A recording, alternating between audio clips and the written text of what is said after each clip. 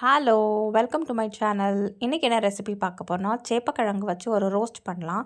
அதுக்கு நான் இன்றைக்கி 1/4 கிலோ அளவுக்கு சேப்பக்கிழங்கு குக்கரில் போட்டு தண்ணி ஊற்றி மூடிட்டு 3லேருந்து 4 விசில் வரைக்கும் விட்டு எடுத்துட்டேன்.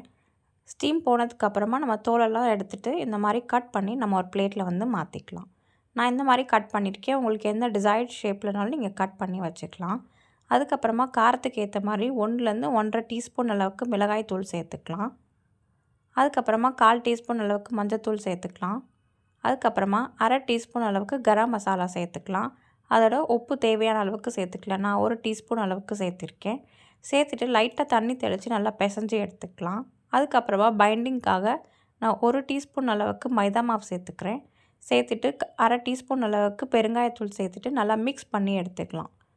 நல்லா அந்த மசாலா வந்து கோட் ஆகுற மாதிரி நம்ம வந்து ரொம்ப தண்ணி ஊற்றாமல் மிதமான தண்ணியை தெளிச்சுட்டு நம்ம பிசைஞ்சு ஒரு 10 நிமிஷம் வச்சுக்கலாம்.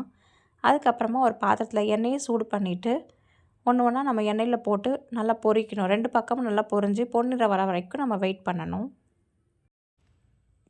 வறுக்கும் போது நம்ம வந்து ஃப்ளேமை வந்து மீடியம் ஃப்ளேமில் வச்சுக்கலாம். நீங்கள் ரொம்ப ஹை ஃப்ளேமில் வச்சுட்டிங்கன்னா கரிஞ்சு போயிடும், உள்ளே வேகாது.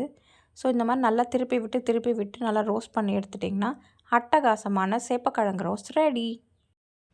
Thank you. Bye-bye.